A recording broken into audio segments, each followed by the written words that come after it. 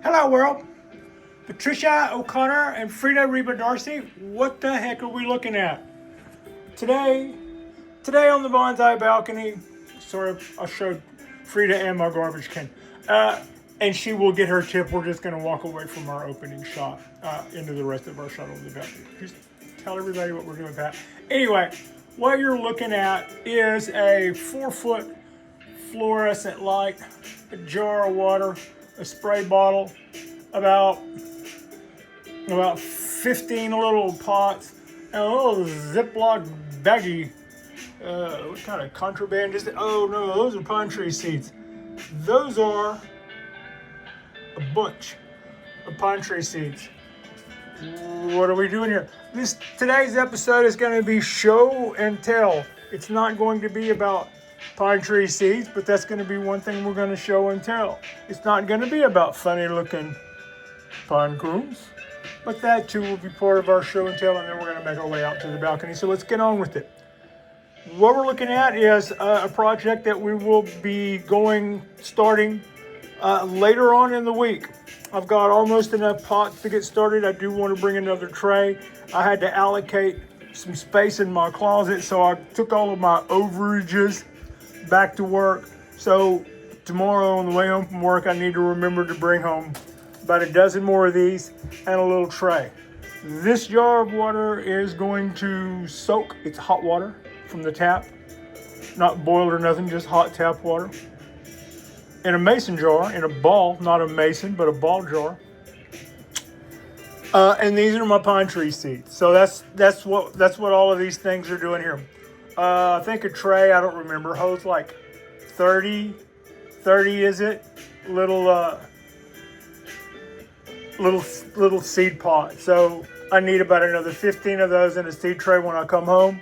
After this has been soaking, the chlorine has vaped off on it, or anything else in there has vaped off on it for at least 24 hours. Also, I have a second chance if I forget tomorrow to bring home those seed trays. So once that happens, I'm gonna throw however many seed trays, however many little pots I have. I'm gonna take that many, count them out here using this chopstick that I got from Steve of Steve's Backyard Bonsai. Actually, I got these really nice chopsticks from Steve's Backyard Bonsai. Thank you, Steve. I use those to count out little bullets like this that will then fill in all those. And we're going to start these as we've started the other ones in perlite. We'll be doing that this week. What you see here is a fluorescent 4-shot light. That's half of it burning. That's none of it burning. I had a 50-50 shot of doing that right. That's all of it burning. Whenever I use this to start seeds, I do it with half. I put the tray is underneath here. Every one of these guys hopefully has a seed in it, although I have had several rounds where 2 beans end up in 1 pot. I have had 100% ratio before. Normally it's not quite that good, but it's pretty good. I've had experience with harder seeds, which apparently makes me good at this. Just went by the numbers and went, yeah, you got to say that was pretty successful. So with a tray here, and every one of those, with the tray having all of these in it, and then all of these having one of these in it, first thing we'll do is take that amount, put them in here. I say soak them for 24 hours. I don't. I usually don't get around to it after 24 hours. It's usually 48 is mine. But either way, at 48 hours, I know that I don't want those husks or those shells to break open and hang out and start growing roots in the water. So I know I need to get them out of there at 48 hours. So by 48 hours, between 24 and 48 hours, I will pour this out into a towel, and I'll do this quickly. I don't want those seeds to start shooting microscopic roots into a paper towel or a towel. That's why I don't use the same thing we used to do when we were trying to grow weed as a kid. You can take seeds, put it on a paper towel, wet the paper towel, fold them over. You can do that with beans and start, but also that's not the best way. This is the best way. You pop them and then you put them in a pot and let them burst all of that energy and lock all of their little spikes into the soil and shoot that root down in there, because the seed then has to sustain itself long enough to get its solar panels up and operational. It has to live off of all of its energy. It's all contained in that tiny, tiny, tiny little thing there. It's the closest thing I know of to a miracle, is the amount of energy that's in one of these tiny little packets. So we're going to do that like last summer and last spring, and like the summer and spring before that. I pop, as I call it, I pop seeds in my kitchen. They don't hang out here very long. I only use half. I'm kind of repeating myself, but I only use half of my fluorescent 4-foot fixture. This is also an LED fixture, so they're not using a lot of heat. They're not using a lot of wattage, and they make almost no heat. And every day I water my trees with a spray bottle, which is not to say that I just give it one of these. I go every individual pump and every individual pot and give it about four squirts. And then I go to the next one and give it about 4 cranks, and then do that, and then do that. My fingers are well and truly tired by the time I do that. And also, to get the back row or the back 2 rows, I turn the tray around, and so that I'm always doing the front 2 rows, and then I turn the tray around and do the front 2 rows. And I do that every day, multiple times a day, usually twice a day.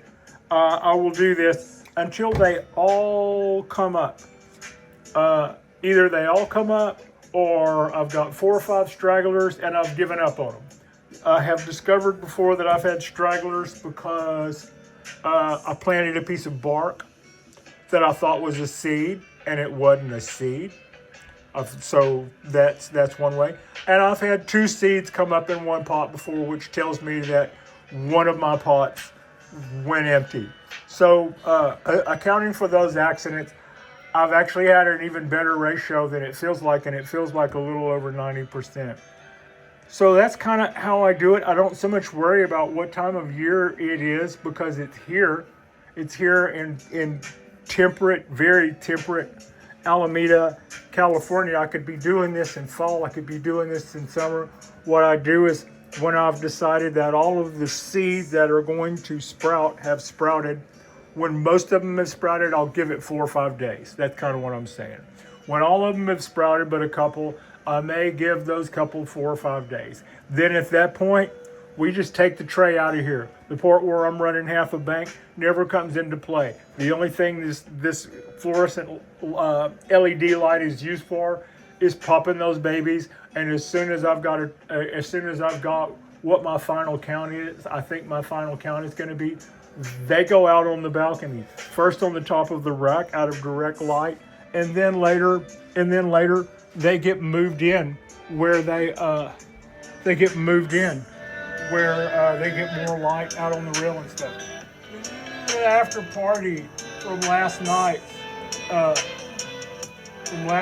spring cleanup on our 75-year-old Japanese black pine. That's kind of what I mean by show and tell. Also, we had a question from a viewer whose title is Facilitate and Inform, and they were asking me if this guy, look at that sky. If this guy, can you make that tree go into, here we go. If this guy was a knob cone pine.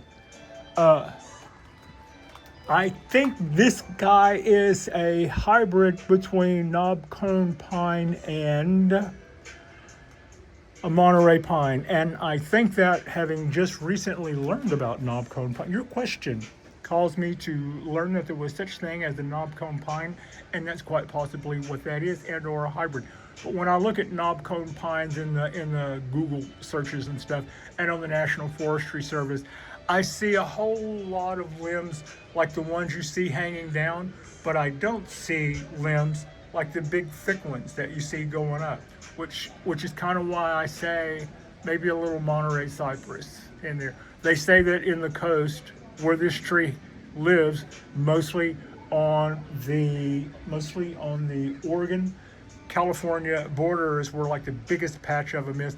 And then there's a little goody trail that goes all the way down to Baja. And it's not an abundant number, but it's a high elevation pine generally, and it is around this area. They look really scruffy. They're not usually considered for lumber. And when you look at fields of them, they almost look like the weeds of pine. And I say that because I don't see a lot of limbs on them, like what I see on this. Usually in the diagrams, I don't see all of those limbs. I see all of those tiny little ones. I don't know if they read in here, but a lot of tiny little hang down limbs that just come out. Also, it's pine cones come out, not from the ends of twigs or the ends of branches, but up close, very, very, very close to the base of the tree. They can grow right out of the base of the tree. And if you were to enlarge this picture, you would see, in fact, some cones are coming out of the base of this tree. And the cones are most unusual. I picked this up on my walk with Frida. So it's not from this tree, it's one on the other side of the building. But that is what led me to believe that there's no way I could be looking at a Japanese black pine, because I had never seen a cone like this. This is a heavy, heavy resonated cone. It weighs what a rock this big would weigh. And it's been on my little curio table because it is a curious thing indeed. And now I know what that is. So that's a little part of our show and tell. Yeah, our soil is still creeping its way here from the other side of the country. It'll be here in a minute. Lots to look forward to on that. Our little ponderosas, these are an experiment. We're going on 2 years with these guys. I didn't do any cold weather treatment. If they like it here, they like it here. We're going on 2 years with these guys, so we'll see how we do. This one I put in the freezer last year for a little while to buy some more time in case I'm doing risky business. I'm still not seeing quite the amount of salmon shoots coming out on this tree or on my other cork bark oak. They're lagging a little. If I look, I can see some tiny little salmon shoots, but they're not really busting out for me right now the way they have in the past. Also, I accidentally planted a dawn redwood. I cut that off, and when I cut it off, I saw that the soil was wet, so I stuck it in there, and it budded out, but I didn't believe it was alive until today when it budded out and the bud started turning green. Let's see if I got a little baby dawn redwood there. These guys got watered yesterday, and they're hanging out just fine. They don't need watering right now. Maybe this guy would a little, but it also looks a little yellow. So we're just going to be cool for a second. All you guys be cool for a second. A little quick look at our little Roddy that we did work on. I'm still not done. I want to kink right here, I tell you. I haven't said uncle. Oops, easy Pat. I haven't said uncle on that part yet. Bring the tree around this way. I still want to put this kink right here. That's a quick look at our little colander girl, and she's doing good. I like what's happening there. I did a little look-see last night. I brought in a tray of these trees. I thought maybe we would pot up a couple, and then literally while I was in the shower, I was thinking about shows, and I was going, we haven't cleaned up any of our major players, this one and this one. So I brought this tree last night. I brought this tree in, and we did Saturday Night Live about cleaning up our now 80-year-old Japanese black pine. The happy tree. That's a happy tree. So if you don't watch, if you just see what Facebook offers up, by the way, We dropped 2 shows last night. We dropped one on Saturday Night Live, Bonsai, and we dropped a video that was a production video where we talked about, here, I've got some blocks that I brought home from work. So before we do a show of the actual repotting, I will probably do, I know, I shoot this a lot. It's my favorite tree, and I have a YouTube channel, y'all, so that's what happens. But what I'm saying is I will probably dedicate a show, that'll be a short show, but we will drag this in the house when we're starting to get ready to do our repot. And before we do a show about the repot, I will do a show where I take all of our blocks out and we play with the angles. We play with the angles until I see what it is that I'm going to get out of my repot and my angle change. In other words, I get an idea of what angle I want going in. It's not a bad angle. This is not the front, but this is not a bad angle right here, especially with all that base showing. But we're going to take this guy and bring him more up that way, or maybe the opposite. So that'll be something where we're just gonna break out little blocks and play with blocks and play with angles and get an idea when we're going in what it's gonna look like. So that's that. We're going to seed a bunch of little pine trees. We're gonna repot a ponderosa. And I've got a bunch more little pine trees in there that I never got around to wiring that we need to throw wire to. And I've got 4 more colanders sitting off to the side, three more colanders sitting off to the side that we can do 3 more of our colander girl tricks. I'm looking forward to having a whole bunch of those. And also, I believe, now this isn't going to be for those that are not close, but I am going to make it a matter of practice that I will take some of our small pine trees and I will put them in some pots that I don't have a lot of money in. In other words, the Etsy purchases that I made that came in little ceramic pots that I may need to grind a little bit away so that they've got a better drainage capacity.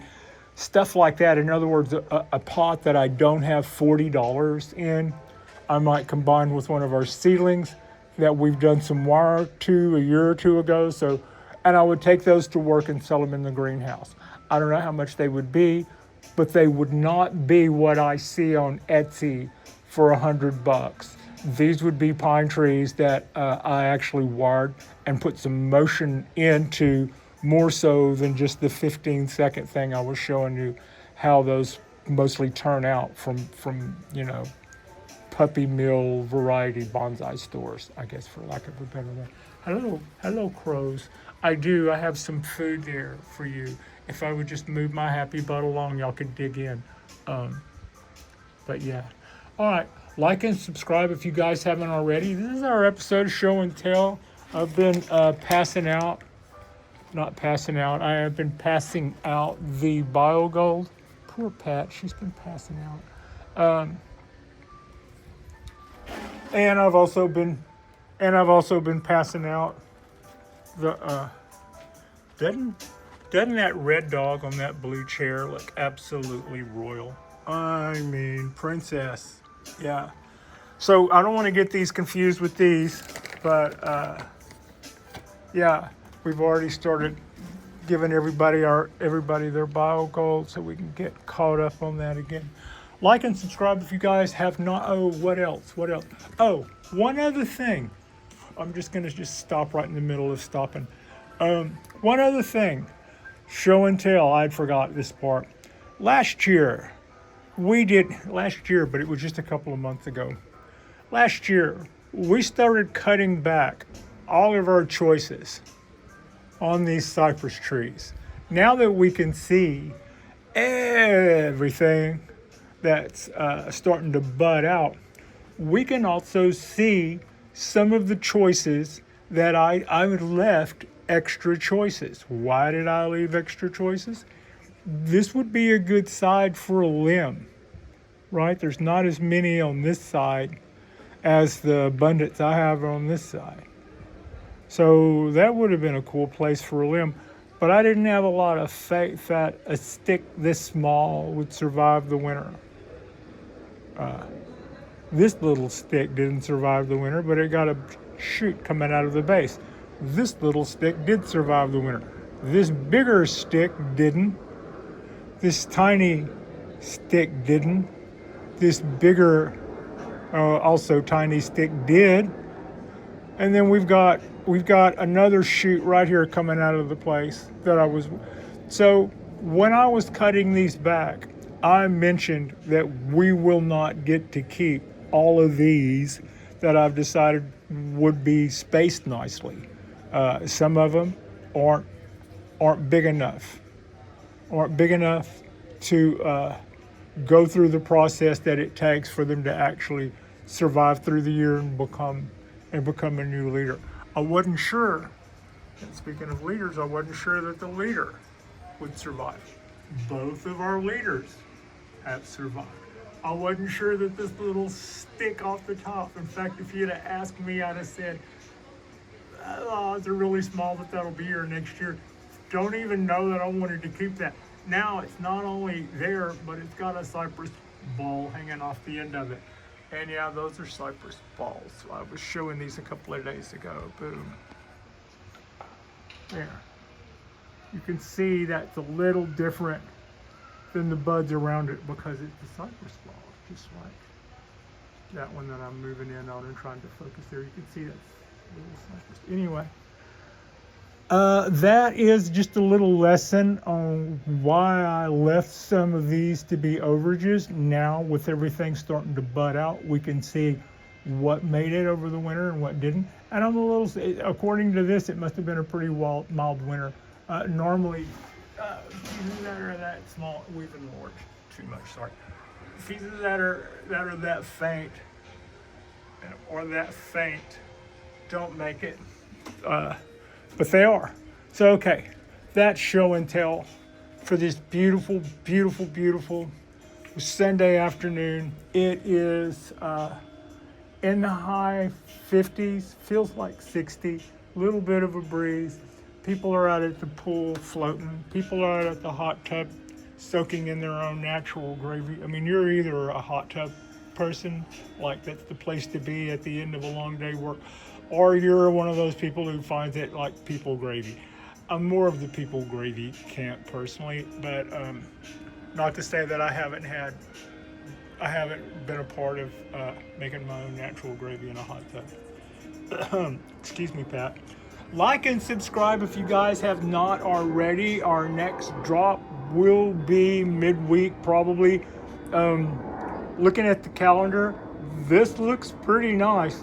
However, I hear water's coming. Yeah, water's coming. And they say Wednesday, Thursday, Friday, Saturday, Sunday may or may not be a washout. Those are a couple of days off, and they tend to exaggerate some anyway, so we'll wait and see. But yeah, I appreciate you. Frida appreciates you. And thank you all. Thank you all so much for watching. Thank you all so much for participating in our art and your art. And fascism hates art. I so appreciate you. Thank you so much.